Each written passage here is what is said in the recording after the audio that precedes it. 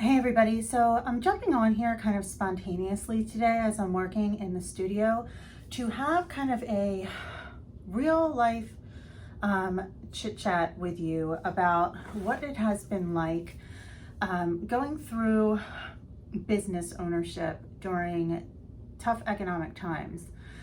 We have terrible inflation right now, and I know it has affected obviously not only me, but really every industry there is, and it's affecting all of us as consumers too. But I really just kind of woke up today in a bit of a funk and thought it might be just almost therapeutic to jump on here and kind of talk through what I've been feeling, what I've been experiencing in my business, and what some of the things are that have helped me a little bit. So while I'm doing that, I'm just kind of finishing up jarring some of my creams. So I've got a whole counter full of creams here. I'm just finishing up a few more, but we'll just talk while I'm doing that and labeling. So the first thing I wanted to talk about was how business affects physical locations like brick and mortar stores. My business is online via my website, also on Etsy, and I also do sales through my Facebook group. Now, I also have a shop that I opened about 1.5 years ago in Chesapeake City, Maryland, in this little tiny house that's barely a shop. And it has had its challenges for reasons that don't really have anything to do with the economy. It really is just a little bit too small and doesn't allow for browsing and so forth. However, post-COVID, what I noticed when I began last year was business was really pretty good, and it is very seasonal down there. So I had a really good summer, and even through the fall and into December, it wasn't bad at all. So I had high hopes for this year, but what I noticed was that the traffic is just not there. This is a town where a lot of boaters come in. People are just not out on their boats quite as much as they were last year. I'm noticing empty streets, whereas it used to be really packed, especially during the month of July. And I find myself having to make some hard decisions about that location, despite the fact that I really love it. So that's kind of weighing heavily on my heart right now, because I know I wouldn't be in this position to have to do this so soon. I had planned to make a move if I wanted to either, move physically myself to a different state, or to move to just a larger location to allow my business to grow. But I'm kind of being forced into this decision a little bit early because the traffic just isn't there. And it's I know that it's affecting other shops as well. But, eventually you have to come to a decision where, if it's not economically feasible, if it's not your time best spent, you can't make the money that you need to make unless, with employees. So I would probably be okay and kind of get through if I were there every day, just doing it myself. But that's not something that I can do. As you can see, I'm here actually producing products. I have quite a few online sales, which actually have remained pretty steady. And we can talk about my Etsy business in a moment. But to be down there all the time and not have huge sales coming in is just not something that's really going to work. So I have to make a hard decision about that very soon. And that's the physical location. So now we can talk a little bit about online locations. So, so I really feel for people who rely on their brick and mortar locations and are experiencing lulls in sales, especially when this is something that's their livelihood. I do have other things to fall back upon, and that is one of the things that has helped me to stay afloat. So I sell wholesale to other stores. If you go to my website, you can see the many stores where my soaps and creams are. But wholesale orders have been down too, because I'm not ordering some things that I would typically order right now as a store owner. And I know others are not too. So I've seen a downturn in that. Other shops I know are doing the same, and just kind of trying to wait it out, but not wanting to get bogged down with more inventory. But then that affects the businesses who sell the products, who are the brands, which is unfortunate. So it trickles down to everyone. Now, I do sell online. Let's start with the Etsy shop. So typically on Etsy, and I've been on Etsy a few years, and I've kind of had times where I just didn't put any effort into it and times that I have, and recently I have been doing that. It really grew over COVID. So I've kind of been staying with it and adding to it and really enjoying doing the gift sets that I do on there. I have seen that there has been a pretty steady increase in Etsy orders, even throughout the month of July.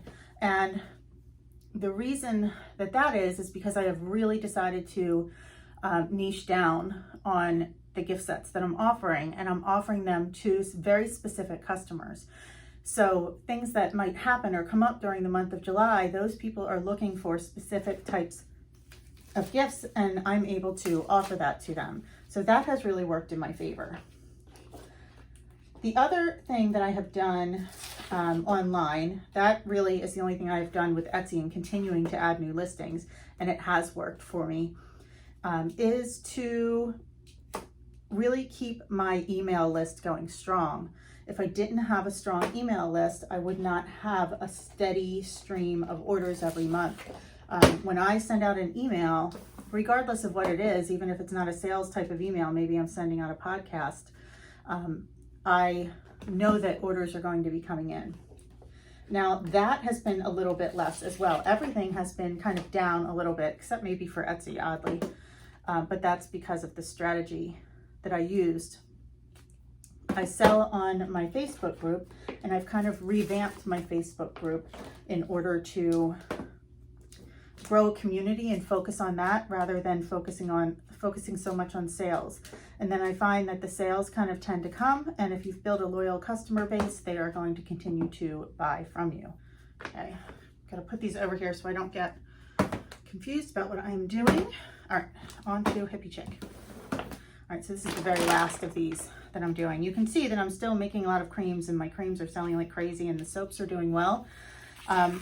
Now, as far as this trickle-down effect, I'm not ordering all the soap boxes that I would order normally that I get printed, because I don't want to, I'm not making the bulk orders of soap that I typically would, because the cost of coconut oil, of olive oil, of all of my oils, basically everything, even the essential oils, have gone up. They just have skyrocketed. I would say between shipping and the costs, it has tripled, and it's just not sustainable. So I'm just trying to kind of ride that out, use the resources that I have, and really shop around for the best sources for things. My Facebook group has, I was talking about that. We're having sales in the group, but I've also started to concentrate on making it more of a wellness spot, and that has come from my podcast. So I'm very, very grateful and just glad that I made a pivot and started this podcast in February of this year, because it has done very, very well. It's something that it's not what I had planned to do. I actually never thought I would be doing a podcast. I'm more of a writer. So, you know, blogging and writing, maybe a book would be more of my thing. But I started the podcast, and it has gone really well. I ended up in a place where I'm now interviewing women from around the world, and it's all about big areas of growth that they've had in their lives, challenges they've overcome. A lot of them are business owners. A lot of them have gone through major career changes like I have, and it's called Wellness Stories from a Teacher Turned Soap Maker. And a lot of the women have the same kind of pivots. So that's what I wanted to talk about next, was the pivot. You have to, in times like this, be willing and able to pivot your business. If you keep trying to do everything the same way, that's where it can lead to businesses failing and shutting down when things change around us that are beyond our control, like inflation. So if there aren't a ton of people out buying things, if I'm focusing on my podcast and getting that out there and writing my book of women's stories that I've always wanted to write, in conjunction with my Facebook group that has turned into a really nice wellness community, well, that's a whole different area or a whole different direction really that my business is going in, and I kind of love that now. So, you know, I'm willing to pivot. I'm open to things. I have built this brand. I want to see it grow and keep moving along.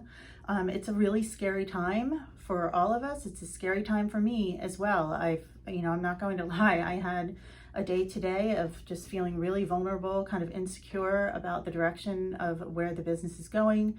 not knowing if I need to make some kind of a major move or to keep doing what I'm doing. It can be really scary and anxiety inducing.